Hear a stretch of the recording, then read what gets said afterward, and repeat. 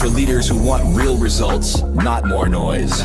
Join Emmanuel Rose as he helps business builders turn AI from a confusing add-on into a practical advantage with clearer messaging, stronger trust, and smarter systems. If you felt a shift happening in real time, you're not imagining it. In the agentic pivot, Emmanuel calls it the move from experimenting with AI to building with it, so it supports your team, your brand, and your growth. Let's get into it.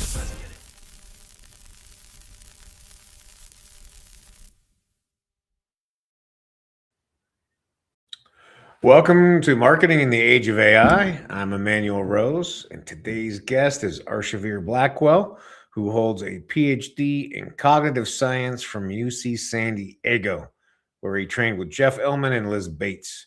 With more than 30 years at the intersection of AI and human cognition, Arshavir now leads research in mechanistic interpretability, opening up the black box so organizations can see what models are actually doing and why.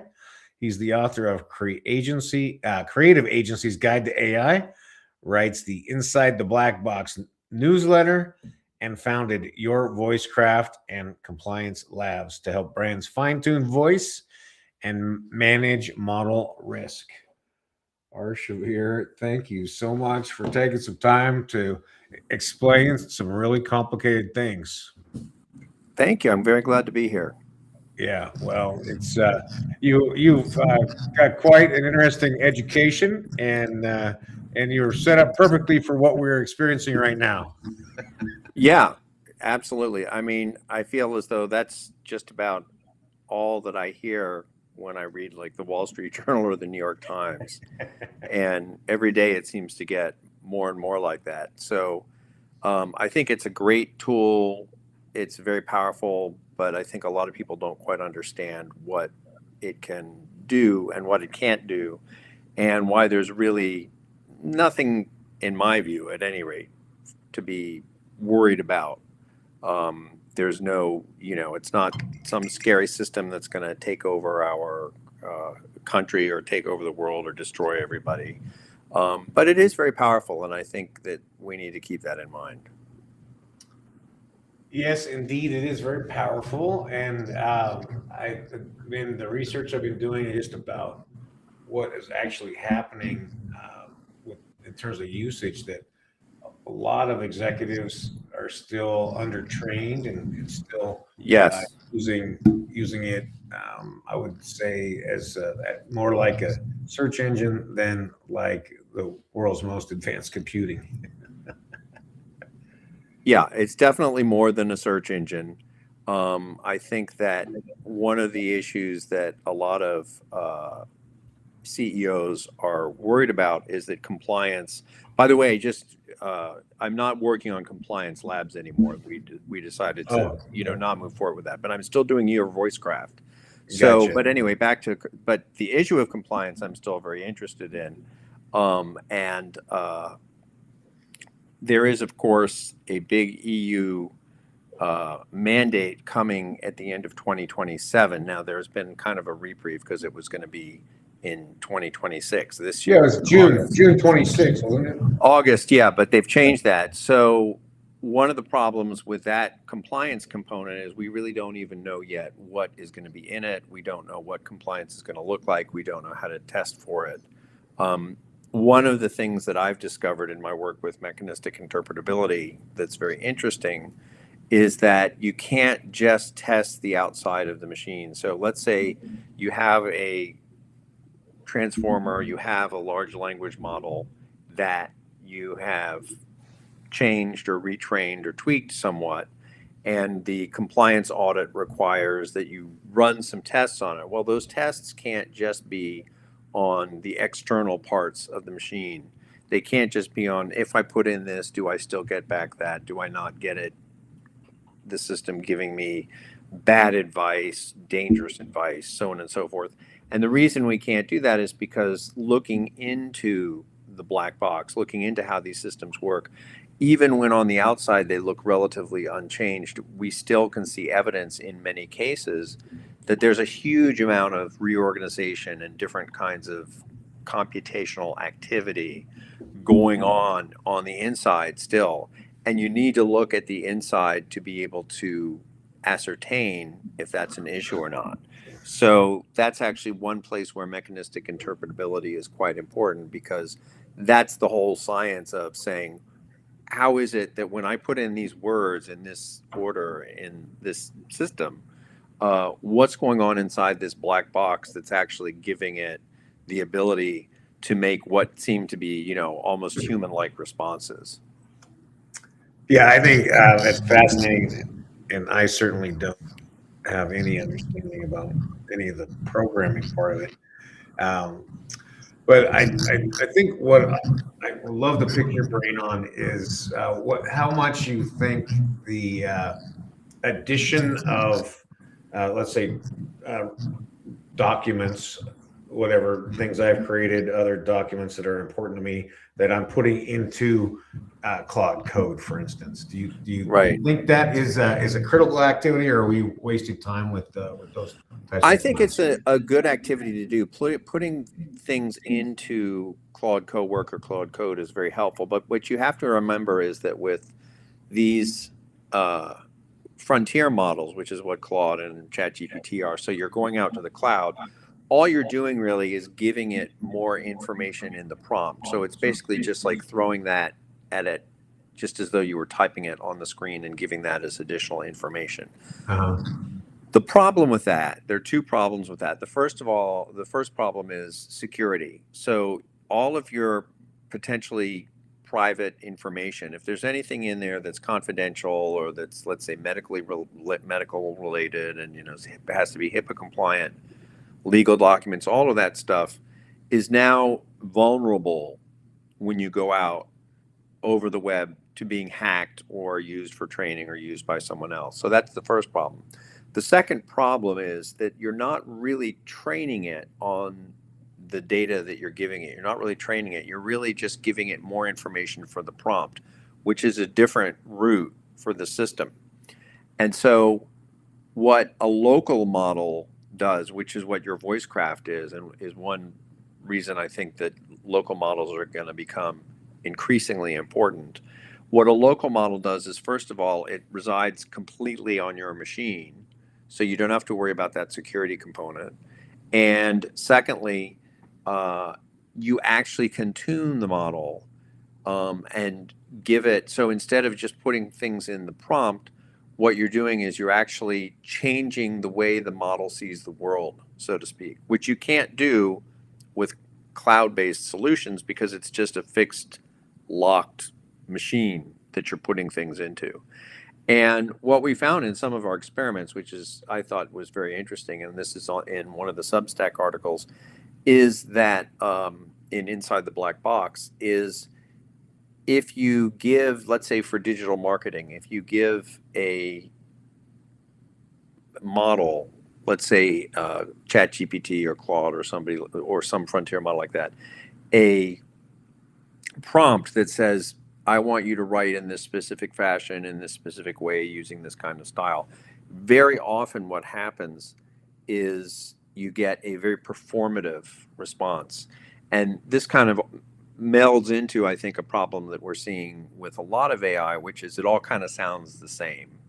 And it all kind of sounds performative, and it has very much the same vocabulary, and it's very hard to shift it so that we can, you end up with a product that you end up having to rewrite if you wanted to sound more like your own voice, which kind of makes the whole point of the exercise futile, because, then it's not really helping you anymore. I could have just written it myself. It would have been Yeah, you could have just written it yourself. And so that's the second part of this with the local language models.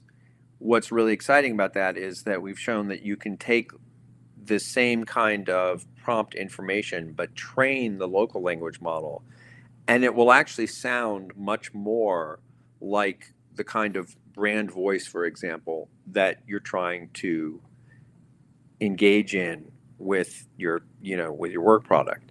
So I would say you can sort of do what you want to do by giving documents to the cloud model, to the Claudes and the Chat GPTs of the world.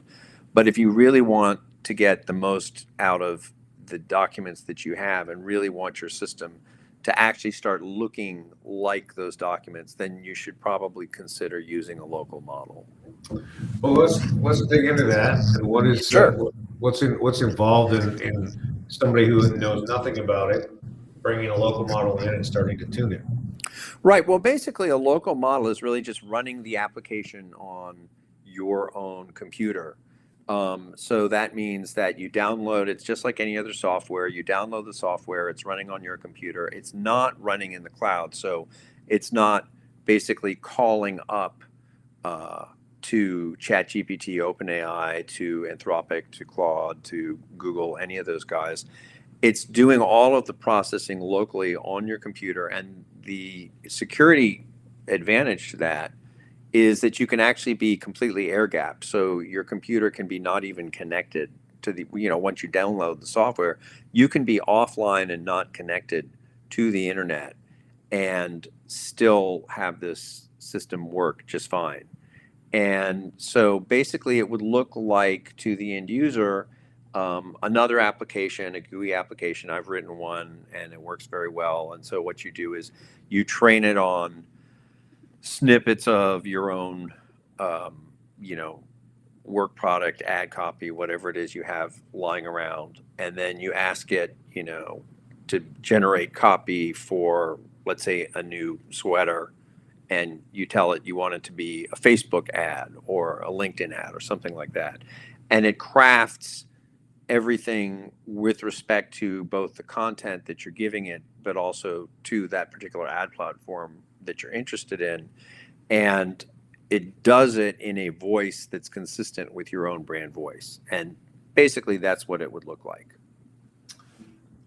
So, I mean, I just go to claude.com / local model, or how do I actually? No, you would so this is something you would, there's nothing on, Claude doesn't have, this is not a Claude product. This is something that, for instance, we're working on. And there are other, I'm not aware of all of the local large language models that are out there, but basically for mine, you could, if people are interested in this, when we have a alpha version of it out there, they could go to yourvoicecraft.ai and put in their email address, and they can then download this. And what that would do is give them the starting point app to play with, to actually go in and do some fine tuning on their own ad copy, and then to go ahead and produce ad copy that sounds like their real voice. And it works pretty well. And then what did you use as the foundation to build that up? What I used is I used basically libraries from Hugging Face and also some open source local language models like Mistral. And what you can do is those are free to download and use. And then you can I use just Claude Code because it's great for coding. And I coded a GUI app with Claude Code that basically creates a local language model, and it allows you to have all of this functionality without the end user having to do much of anything. So it's basically an out of the box, good to go. The only thing that's not out of the box is there does need to be some training, but the training is just basically pointing it at the ad copy that you have that you want it to learn.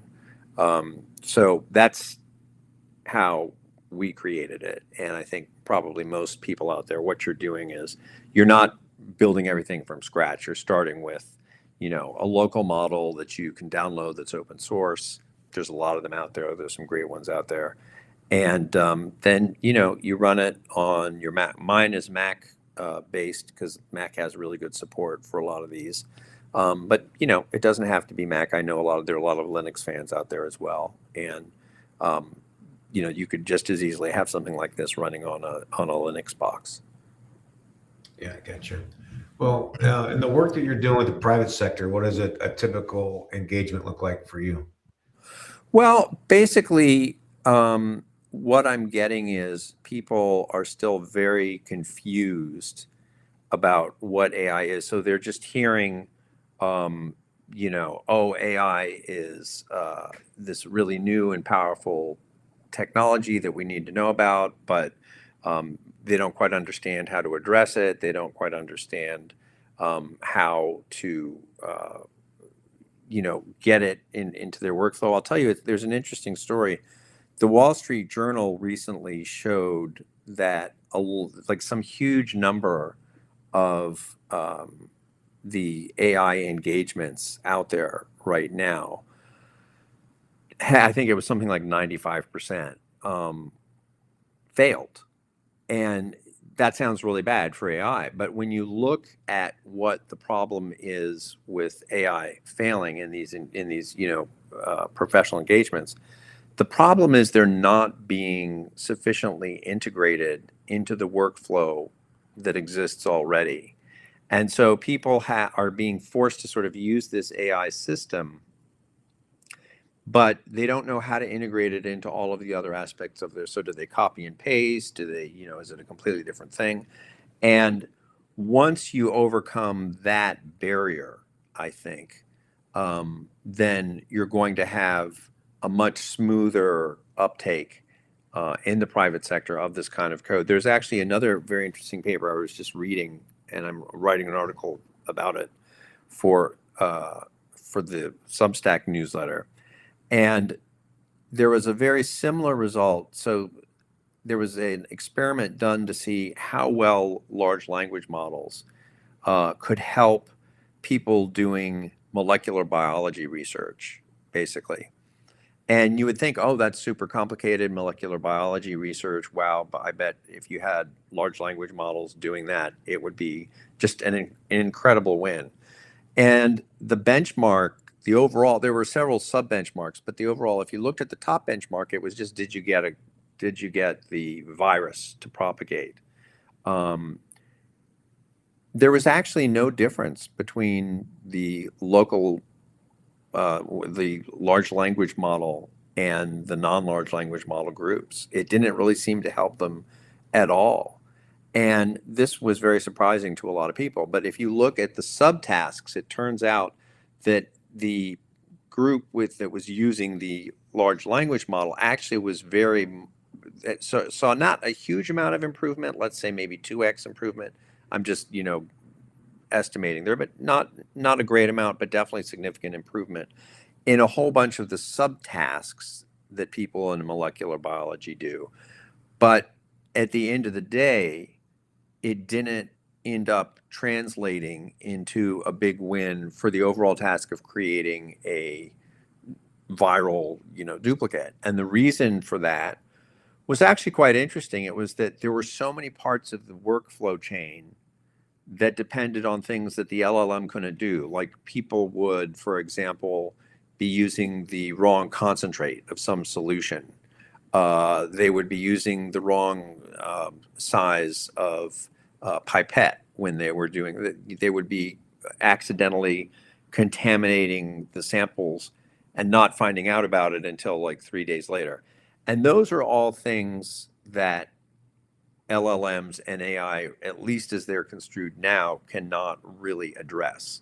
Now, in the future, maybe we'd have some way of integrating them in so that they're actually there at each little, part of the procedure, and it's actually looking at your pipette, for example. It's looking at your fluid distribution, so on and so forth. So I don't know how that's going to parcel out in the long run, but I think that's actually a really great example. Those are both really great examples of how people are still kind of trying to get their heads around which aspects of this technology are going to actually help their workflow and improve what they're trying to do, and which aspects of it are actually not particularly helpful to whatever it is they need to do. And, maybe we'll have to have, before you begin any AI project in your company, you'll actually have to go through and document exactly what the workflow is.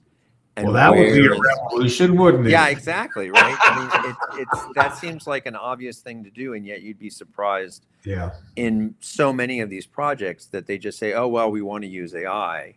Right. And we're just not sure, how to go about it yet. My thing is, have we done any strategic planning? Have we done any change management planning? And have we documented any SOPs? Right. If we haven't done that, then the price just doubled.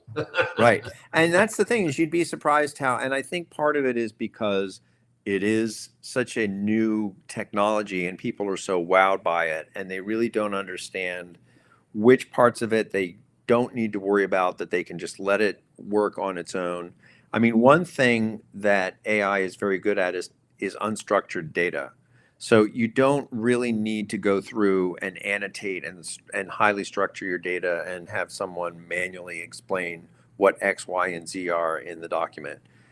The AI is actually very good at pulling out all of that information. And you'd be surprised that a lot of people still think, oh, before we give this to the AI, we have to have a human reviewer go through and explain exactly what all of these different components are.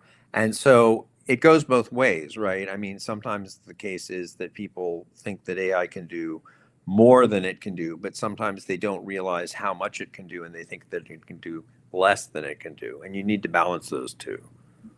Yeah, no, I agree, and I think there's a certain amount of structure that we have to have, like we just talked about. We at least need Yeah, SOPs, right? SOPs and APIs are a good start, and right. then you experiment from there. If you're gonna take the this is not a tech challenge angle, right? Otherwise, you take the structured approach and you get it so that we're doing planning and we're doing change management. We're talking to Yeah. the strike team and implementing it, on small wins and stair stepping into the organization. Right, exactly. And I think another component of this that I'm not sure how it's going to parcel out is that we're losing a whole line of junior programmers here now because no one is really getting hired to be a junior programmer out of college anymore because everybody's doing vibe coding. Vibe coding is very powerful, vibe coding is basically just coding along, having Claude take a description of what you want it to do and then having it write that up. The problem with vibe coding is if you're not a coder and it makes a mistake, you don't really understand what it's done wrong and you don't have the language to communicate to it how to fix it. And what I'm worried about when I hear of all these, like Meta just had a huge number of layoffs yet again. And when I hear of all these layoffs, I know a lot of these are people that would be that institutional knowledge. And so the question is, what is the effect on the organization going to be 5, 10, 15 years down the road when that institutional knowledge is all sort of archived away inside the weights of a very sophisticated neural network, but there are very few human beings that actually understand what the neural network is doing. And I think we're getting to that point closer and closer now. And, some people think it'll be catastrophic. Some people think it'll be no big deal. But it's a big question. Yeah, I mean, it's interesting. In some ways, the calculator did the same thing to mathematicians, right? Yeah, So in that respect, I think it's in some ways it's democratized the technology. But I agree, there is a group of people that have been, for all intents and purposes, eliminated from that job. yeah. structure. And that's a problem. And the other problem is that unlike with the calculator, with the LLM, you're able to produce what I call I term this phenomenon fluency as validity. You're able to produce a document that sounds very fluent, it sounds very good, but it's actually meaningless.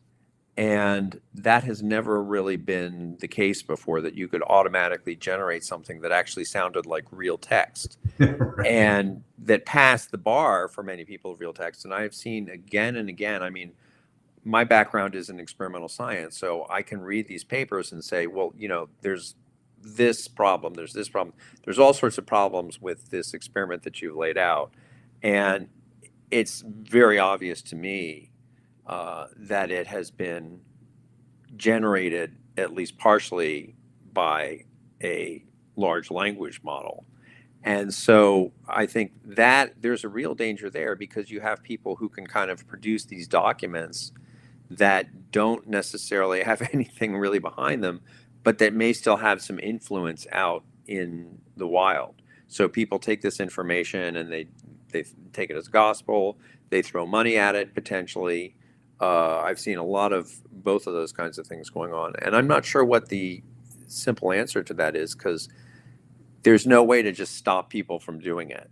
I mean, if someone wants to go out and use ChatGPT to create a very fluent seeming business document and then go out and try to raise money on it, the only thing that's going to stop them is the due diligence of the people that are out there. And that's where we come back to this whole, is that something that's really happening? Are people really dotting all their I's and crossing all their T's like they should be? Or are they just kind of saying, okay, this is fine, let's just, move with it? We know it's always a continuum. Yeah, exactly. The hustlers will always leverage the hustle, and that's those right. of us who are That's committed right. to real things will hire the silverbacks like you and me to read through things that we're SMEs on and validate the claims. Right? Yes, exactly. Yeah. Exactly. Well, Arsh, I sure love talking to you, and I feel like we could spend the rest of the afternoon chatting, but I'm sure you have some other things you'd like to do today too. Okay, well, this has been really great. It's fun. It's always, let me know if there's anything I can ever help you with, and the discussions we've been having have been really fun for me. I love it. So thank you very much for this opportunity. You bet. And the local model, we'll make sure we get that referenced in the show notes so people take a look at that. Yes, it's yourvoicecraft.ai. And that's something I've been working on for a while. And it's, again, just basically the idea that you don't always need a huge aircraft carrier to get you somewhere. Sometimes like a small speedboat will get you there just as effectively. And sometimes the speedboat has some advantages that the aircraft carrier doesn't, I would agree with that. Well, thank you so much. And hold Thank on, I you. want to close up the show. And I appreciate your time today. Thank you. Sure. All right.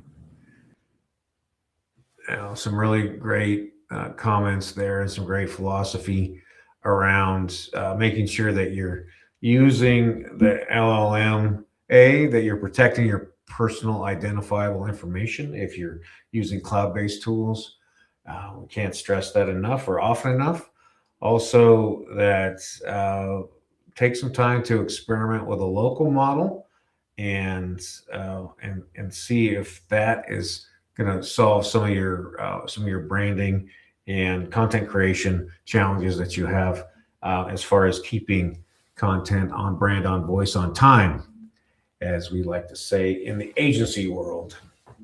I hope you found value from my conversation with Arshavir Blackwell, and I hope that you continue to experiment with AI in your job and in your department, in your company, and that you find ways for it to save you time through custom GPTs or Claude projects or Claude Code or similar tools, and that with that time you continue to upskill, that you spend that extra time with your friends and family, and that you get outside into nature, away from the screens. This is Emmanuel Rose, Marketing in the Age of AI. Thanks for listening to Marketing in the Age of AI. Be sure to subscribe wherever you heard this podcast so you never miss a future episode. Your copy of Authentic Marketing in the Age of AI is available at Amazon.com or EmmanuelRose.com. You can also connect with Emmanuel on LinkedIn.